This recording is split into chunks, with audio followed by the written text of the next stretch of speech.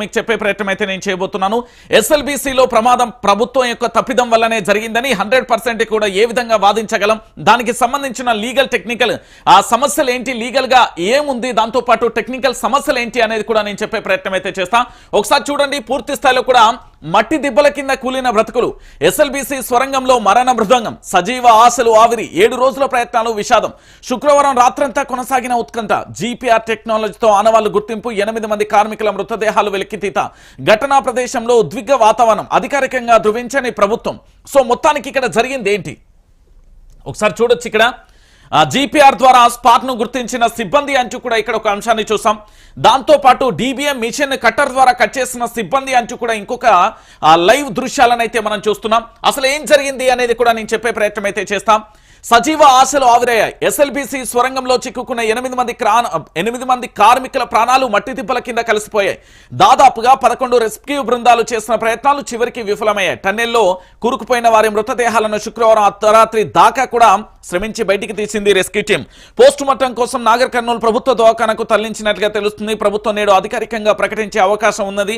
ముందుగా చిక్కుకుపోయిన వారి కార్మికులకు గ్రౌండ్ పెంట్రేటింగ్ రాడార్ తో గుర్తించారు. శుక్రవారం తెల్లవారుజామున జీపీఆర్ ద్వారా 0 పాయింట్ వరకు చేరుకొని ఆ ప్రదేశం అంతా స్కాన్ చేశారు. రిపోర్ట్ ఆధారంగా స్పాట్లను గుర్తించి కొత్తగూడెం నుంచి అండర్ గ్రౌండ్ లో పనిచేసే సింగరేణికి చెందిన అనుభవజ్ఞులైన కార్మికులను రప్పించారు.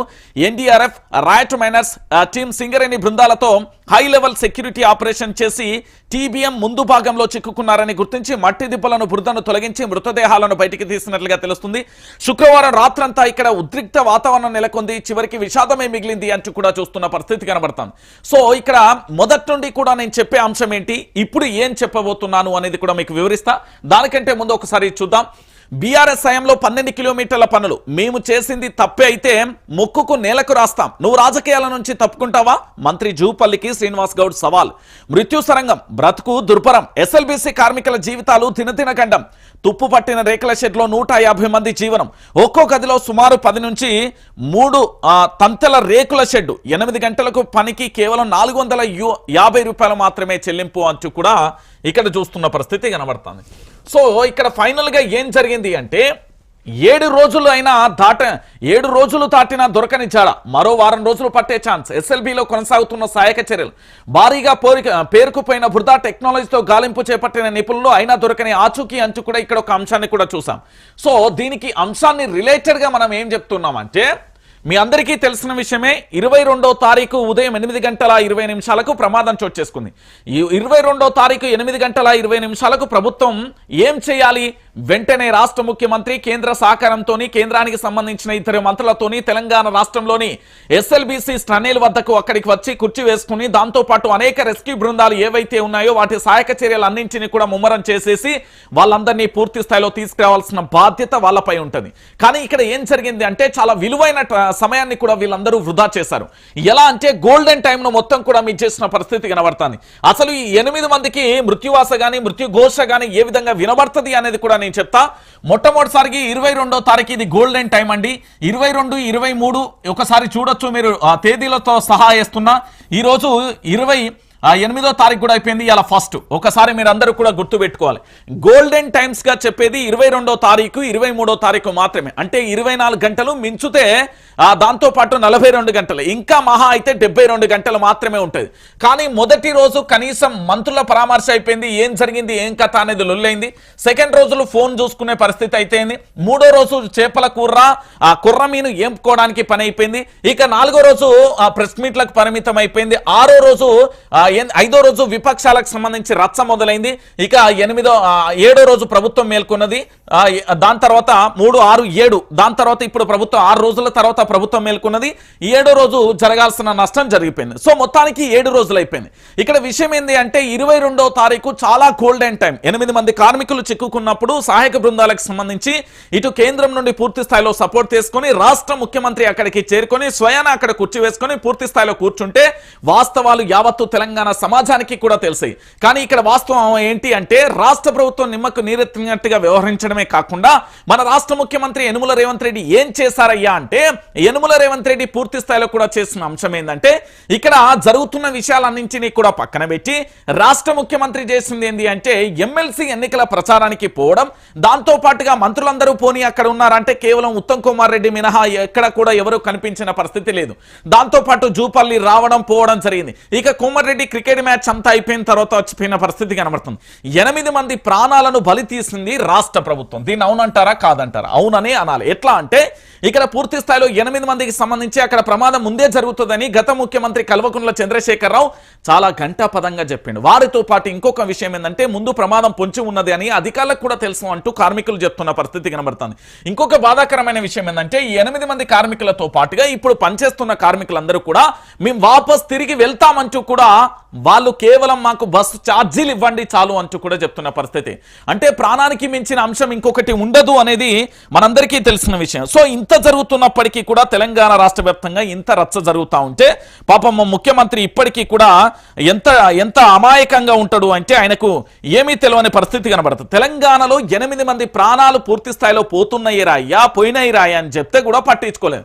గోల్డెన్ టైం అయిన 22వ తారీఖు, 23వ తారీఖు, 24వ తారీఖును వృధా చేసిలు.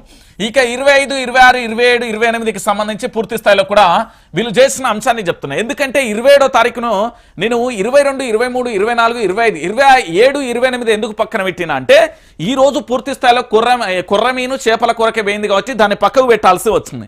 సో పూర్తిగా కూడా ఇక్కడ జరిగిన అంశం ఏంటంటే తెలంగాణ రాష్ట్ర వ్యాప్తంగా కూడా ఎస్ఎల్బీసీలో మరణ బృందంగం ఏ విధంగా మోగింది, ఎస్ఎల్బీసీకి సంబంధించి ప్రభుత్వం తప్పుదం వల్లనే జరిగింది అని చెప్పడానికి సజీవమైన సాక్ష్యాలు ఇక్కడ ఉన్నాయి. ఎందుకంటే ఇక్కడ సంబంధించి డిబిఎం మిషన్ కట్టర్కు సంబంధించి మొదటి రోజే ఈ పని చేస్తే ఈ 8 మందిని మనం కాపాడుకున్నాం అనేది మొదటి వాదన. ఇంకొక అంశం ఏంటంటే అల్లావుద్దీన్ ఇచ్చిన స్టేట్మెంట్ కనుక మనం పూర్తి స్థాయిలో పరిగణలోకి తీసుకుంటే అల్లావుద్దీన్ ఇచ్చిన స్టేట్మెంట్ లో దాదాపుగా 3 కిలోమీటర్లు మేము పరిగెత్తాం. 3 కిలోమీటర్లకు సంబంధించి ఒక్క క్షణం ఆలస్యమైనా, ఒక సెకండ్ ఆలస్యమైనా కూడా మేము ప్రాణాలను కోల్పోయే వాళ్ళం అంటే ఇక్కడ పూర్తి స్థాయిలో కూడా మనం నిన్న కూడా చూస్తాం. ఏదైతే వాళ్ళకు సంబంధించి సొరంగ మార్గం ఇట్లుంటే ఇటు సైడ్ పూర్తి స్థాయిలో ఎత్తుగా ఉంటుంది, ఇటు డౌన్ గా ఉంటది. అలాంటిది ఇక్కడ ప్రమాదం జరిగినప్పుడు ఈ పైకి దాదాపుగా 3 కిలోమీటర్ల మేర నీరు బురద వచ్చింది అంటే అది ఎంత తీవ్రతతోనే జరిగింది అనేది ఒకసారి తెలంగాణ ప్రాంత ప్రజలందరూ కూడా ఆలోచించాల్సిన విషయం. ఇక్కడ జరుగుతున్న ఎపిసోడ్లలో చాలా క్లియర్ కట్ గా మనందరం కూడా ఆలోచించాల్సిన విషయం ఏంటంటే స్వరంగం తప్పిదం జరిగినప్పుడు అధికారులు ముందస్తు జాగ్రత్తలు తీసుకోకపోవడం వల్లనే ఇలాంటి భారీ తప్పిదం జరిగింది అనేది మొదటి అంశం. అంటే స్వరంగానికి సంబంధించి కాంట్రాక్టు సంస్థ ఏదైతే ఉందో దాని యొక్క నిర్లక్ష్యం వల్లనే 8 మంది ప్రాణాలు బలికొన్నాయి. ఇంకోటి 8 మంది ప్రాణాలు అక్కడ చిక్కుకున్నప్పుడు పూర్తి స్థాయిలో కూడా ఈ 8 మందికి సంబంధించి కాపాడాల్సిన ప్రభుత్వం కూడా నిర్లక్ష్యం వహించింది. దాంతో పాటు ఇతర రాష్ట్రాలు అంటే అది ఇతర రాష్ట్రాలకు సంబంధించి పూర్తి స్థాయిలో వ్యక్తులందరూ కూడా ఏ విధంగా ఆందోళన వ్యక్తం చేశారు, ఎట్లా జరిగింది అనేది కూడా మనం చూసాం. సో మొత్తానికి ఇక్కడ జరుగుతున్న ఎపిసోడ్ ఏంటి అంటే ఇక్కడ స్వరంగానికి సంబంధించి 8 మంది ప్రాణాలను పొట్టన పెట్టుకున్నది కాంగ్రెస్ ప్రభుత్వం. ఇది వాస్తవం. 8 మంది ప్రాణాలకు సంబంధించి పూర్తి స్థాయిలో కూడా జీవితాలను ఆగం చేసింది కాంగ్రెస్ ప్రభుత్వం. ఇది నిజం. ఎన్నికల ప్రచారాలే ముద్దు, 8 మంది ప్రాణాలు వద్దు, ఎస్ఎల్బీసీ కాదురా నాయన, ఎమ్మెల్సీ ఎన్నికలరా దేవుడా అన్నట్టుగా వీళ్ళ ప్రచారం కొనసాగింది. ఇది చాలా బాధాకరమైన విషయం, ఇది చాలా ఘోరమైన విషయం అనేది కూడా తెలంగాణ యావత్తు సమాజం కూడా ఆలోచించాలి. ఎందుకంటే ప్రభుత్వాలు కేవలం ఓటు బ్యాంకు రాజకీయాల కోసం మాత్రమే పనిచేస్తున్నాయి, వాళ్ళ యొక్క రాజకీయ పబ్బం కోసం మాత్రమే పనిచేస్తున్నాయి అని చెప్పడానికి ఇదొక నిలువెత్తు సాక్ష్యం. ఇకనైనా తెలంగాణ సమాజం మారుతుందా? 8 మంది ప్రాణాలను పొట్టన పెట్టుకున్న కాంగ్రెస్ ప్రభుత్వం కూడా ఆ ప్రభుత్వాన్ని నెత్తిన పెట్టుకొని ఊరేగుతారా, లేకపోతే ఏం చేస్తారో ప్రజలారా మీ ఇష్టం. ఎందుకు నేను ఈ విషయాన్ని చెప్తున్నా అంటే ఈ ప్రభుత్వం అడుగడుగున నిర్లక్ష్యంతో పూర్తి స్థాయిలో దుర్భరమైన జీవితాలను ఎదుర్కొంటున్న పరిస్థితి కనబడుతుంది. ఇప్పటికే నాకున్న సమాచారం ప్రకారం పూర్తి స్థాయిలో కూడా శవాలను గుర్తుపట్టలేని పరిస్థితులలో ఉన్నాయి. బురద కింద 3 మీటర్ల దూరంలో ఉన్నాయంటూ కూడా నాకు విశ్వసనీయ వర్గాల నుంచి అందిన సమాచారం. సో పూర్తి స్థాయిలో కూడా స్వరంగం తప్పిదం మాత్రం ప్రభుత్వం మీద నెట్టేద్దామంటే బాజాబ్తుగా ప్రభుత్వం తప్పిదమే అని చెప్పొచ్చు. ఎందుకంటే కాంట్రాక్టు సంస్థ యొక్క నిర్లక్ష్యం 50% అయితే ప్రభుత్వం యొక్క నిర్లక్ష్యం 50% ఉన్నది. సో ఈ రెండింటి వల్ల పూర్తి స్థాయిలో కూడా జరిగిన ఈ ప్రమాదాన్ని ఎట్లా చూద్దాం అనేది కూడా ఒకసారి మనందరం కూడా ఆలోచించాలి. నేను మళ్ళీ చెప్తున్నా, తెలంగాణ ప్రాంత బిడ్డలారా, ఈ రోజు మట్టి దిబ్బల కింద కూలిన బ్రతుకులైన రేపు మన బతుకులు కూడా మట్టి పిల్లల్లా మారిపోతాయి అనే విషయాన్ని కూడా మీరు అందరూ కూడా గుర్తుపెట్టుకోవాలి. నేను మళ్ళీ చెప్తున్నా, 8 మంది జీవితాలు ఆగమైపోయిన పరిస్థితి కనబడింది. భవిష్యత్తులో మన బ్రతుకులు ఎట్లుంటే ఏంటి అనేది కూడా మనం ఒకసారి ఒక్కసారి ఆలోచించండి. దయచేసి ఇక్కడ జరిగిన తప్పిదాన్ని రాష్ట్ర ముఖ్యమంత్రి గారికి బాధ్యత రాహిత్యం వల్లనే ఇంత ఘోరమైన పరిస్థితిని ఎదుర్కొన్నాం. మరి రాష్ట్ర ముఖ్యమంత్రి రాజీనామా చేస్తాడా లేకపోతే రాజీనామా చేయకుండా అట్లనే ఉంటాడా అనేది కూడా మనం వేచి చూడాల్సిన పరిస్థితి కనబడుతుంది.